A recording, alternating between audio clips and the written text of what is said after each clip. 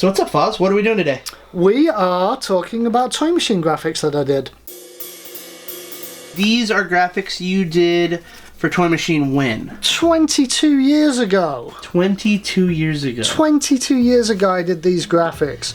And it was the first time my artwork had ever been used on a skateboard. Just to catch everyone up who may not know you, you have probably, since you did these graphics, I mean, let's ballpark, what have you done? Thousands of board graphics? It's thousands. Yeah. So you managed to do something with this doodling on skateboards thing, right? Yeah, it's weird, isn't it? So, but this is where it all started for you. This is where it started for me.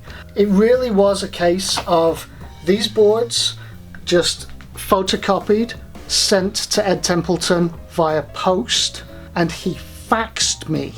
Fax. Not email or Instagram or any of that. He faxed me his number and was like, hey, get Foz to call me. I want to do those boards as a series. That's amazing. So how did you get in contact? Did you just have an address for him or did you know him? I was working at Slam City at the time in London as the distributor for Tomieto. Okay. So I knew their address, and that was really how I sent it. It was mail. I posted it to them. And before that, I'd sent stuff to a couple of people, because I did art at school, and I'd done pictures to people, and they'd all rejected me. I had like nice rejection letters from like Russ Pope from Scarecrow and Todd Francis from Antihero and Spitfire and stuff, and so it was all rejection. But then this was the first one that was like, Ed was like, yeah, I'm down, let's go. So it really sort of gave me the confidence to sort of pursue that into other areas. Who was pro for Toy Machine when this series came out? Brian Anderson. Okay. Chris Sen. Bam Margera. Ed Templeton. Mike Maldonado. And then you said there was a robot arm for Alyssa Steamer. Alyssa Steamer as well. So, this was my sketch of how I drew out these ones. It's funny to see your style from 22 years ago to now. Did you think about that when you were drawing? Did you try and do them differently, or did you try and do them the same, or did you think about that at all, or you just let it happen? I just kind of let it happen. And then I was worried that I was going to be chasing that too much. So I was just like, no, just draw it as you would normally draw it. And they came out pretty... There's a lot you can do with like colouring it and things like that to make it look pretty similar. I mean, I used the thicker... If you look at it now, you can see I used the thicker pen back then. Interesting. And then some of these are like a little bit thinner, and then some of them got redrawn. Yeah. Redrawn. This one didn't happen. This was supposed to be like a Terminator arm. This didn't work. Oh, and this is that's for Leo Romero. That one, like the werewolf arm. Yeah. Yeah. And like a flannel too, like a Leo flannel. Exactly. And then this one was actually going to be a Ed Templeton. Oh, because it's a sect. Yeah. Right? So I was like, oh, that can be the Ed one. And Ed hit me up and was like, can you change my name to CJ Collins? Because it was CJ Collins' board. So was this before he was pro too?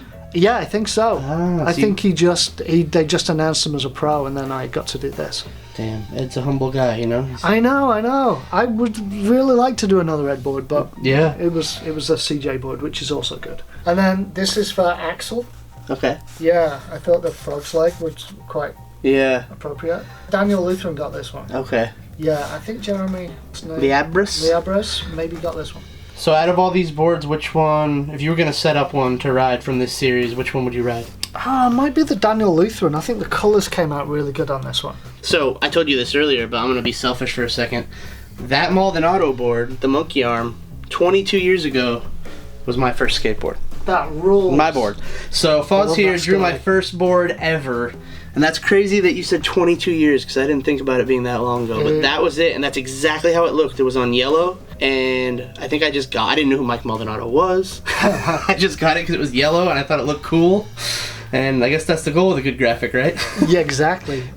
Sometimes it can be as simple as like, I want that yellow board. Yeah. So looking at the new ones versus the old ones, when you're younger, right, you're kind of just, I mean, things should always be pretty organic, but I'm sure when you're younger, they're more organic. And now you're drawing these 22 years later after you've drawn, thousands of boards. Yeah. Is it hard sometimes to resist the urge to kind of maybe over-perfect things in this digital era where you kind of have all these tools at hand and all this experience? Do you find it difficult ever to not... A little bit. I feel like there's a fine line when it comes to cleaning up. Like, you can draw something, and then, but you don't want it to be too clean, because otherwise it just looks like it was drawn on the computer, which I don't really like that look. So, you know, but there's still going to be like little imperfections here and there that make it sort of like more human. These boards are live now at ccs.com, so It's probably sold out. yeah, they're probably gone already.